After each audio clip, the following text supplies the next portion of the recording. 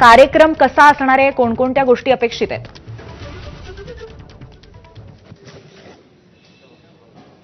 पूर्वी आज पंतप्रधान नरेंद्र मोदी हे एनडीएच्या सर्व खासदारांना संबोधित करणार आहेत. यामध्ये विशेष म्हणजे गेल्या 2 आठवड्यांपासून याबाबत कुठल्याही स्वरूपाची अशी बैठक झालेली नव्हती. एनडीएचे सगळे खासदार एकत्र येऊन आज पंतप्रधान नरेंद्र मोदींचं अभिनंदन करतात ऑपरेशन सिंदूरबद्दल आणि त्याचसह पंतप्रधान नरेंद्र मोदी हे एकंदरीत एनडीए म्हणून त्यांचं म्हणणं, त्यांचं विजन हे सगळ्या खासदारांसमोर मांडणार आहेत. आपल्याला सर्वांना माहिती आहे की उपराष्ट्रपती पदाची निवडणूकही अगदी थोड्या दिवसात 9 सप्टेंबरला होणार आहे.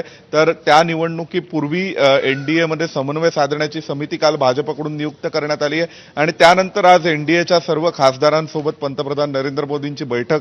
निश्चितच या सर्व घडामोडी या भविष्याच्या सर्व वेध घेता एनडीए म्हणून ज्या स्वरूपाचं एक प्रकारचा मजबूत गठबंधनाची आवश्यकता जी भारतीय जनता पक्षाला वाटते त्यानुसार एनडीएच्या सर्व खासदारांना आज नरेंद्र मोदी हे संबोधित करणार आहेत. ऑपरेशन सिंदूरवरील चर्चा असेल किंबहुना ज्या पद्धतीने ऑपरेशन सिंदूरमध्ये शस्त्रसंधी झाली त्यानंतर मग तयार झालेलं एक कन्फ्युजनचं वातावरण असेल, या सगळ्या पार्श्वभूमीवर पंतप्रधान नरेंद्र मोदी हे एनडीएच्या खासदारांना नेमकेपणाने एक विजन देणार आहेत आणि सध्याचं जे अधिवेशन गेल्या काही दिवसांपासून प्रचंड अडथळ्यांमध्ये आणि गोंधळांमध्ये सुरू होतं. धन्यवाद सोमेश, आपण दिलेल्या सविस्तर माहितीबद्दल.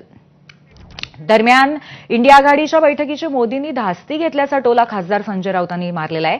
इंडिया आघाडीची 7 ऑगस्टची बैठक जाहीर झाल्यावरती एनडीएची बैठक घाईघाईत बोलावण्यात आली आहे. पीओके ताब्यात घेण्यात आलं असतं तर आम्ही मोदींचा सत्कार केला असता, पण मोदींनी सत्काराची संधीच दिली नाही असा टोला राऊतांनी मारलाय. एनडीएची बैठक यासाठी आहे की श्री राहुल गांधी यांनी 7 तारखेला त्यांच्या निवासस्थानी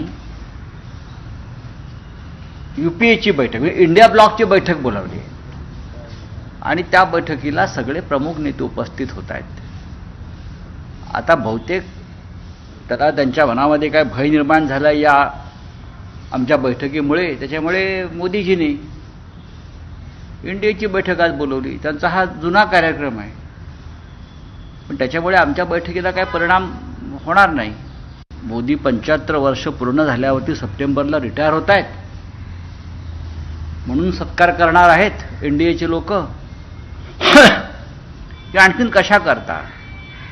खरं म्हणजे ऑपरेशन सिंदूर